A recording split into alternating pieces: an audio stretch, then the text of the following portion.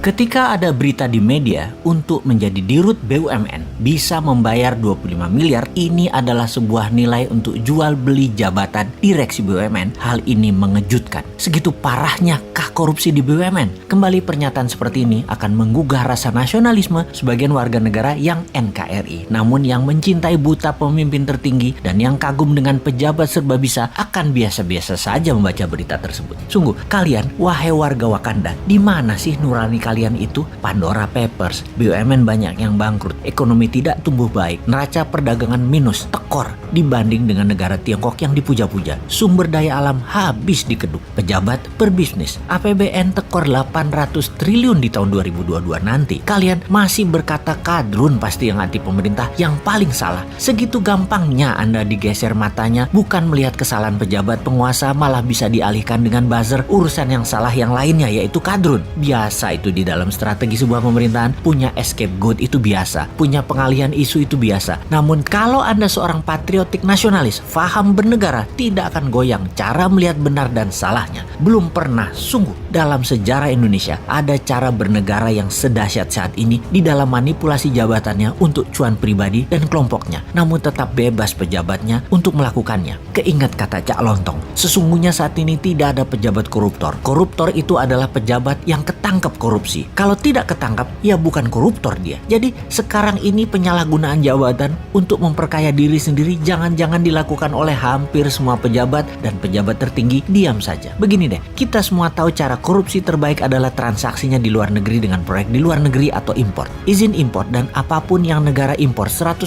pasti ada komisi di negeri lainnya. Oleh karena itu, kita pertanyakan kalau ada yang tahu dan peduli tentang proyek IBC, Indonesia Battery Company, yang akan membeli perusahaan mobil listrik yang tak jelas juntrungannya. Secara pribadi, si Sontoloyo ini menilai akuisisi perusahaan listrik asal Jerman yang akan dilakukan oleh IBC, Indonesia Battery Corporation, tidak layak dan tegas harus ditolak rencana akuisisi ini. Maaf, siapa juga gue ya? Perusahaan tersebut yakni Street Scooter yang akan diakuisisi oleh Odin Automotive, perusahaan yang didirikan di Luxembourg. Banyak hal yang janggal dengan pembelian senilai 170 juta dolar tersebut, apalagi kalau bertujuan untuk membangun ekosistem kendaraan listrik dalam negeri. Mobil listrik itu banyak pemainnya. Kenapa nggak yang nama besar sekalian? Kalau nama kecil atau nggak jelas, di dalam negeri juga banyak pemainnya. Kasih duit 2,5 triliun, langsung jalan itu perusahaan.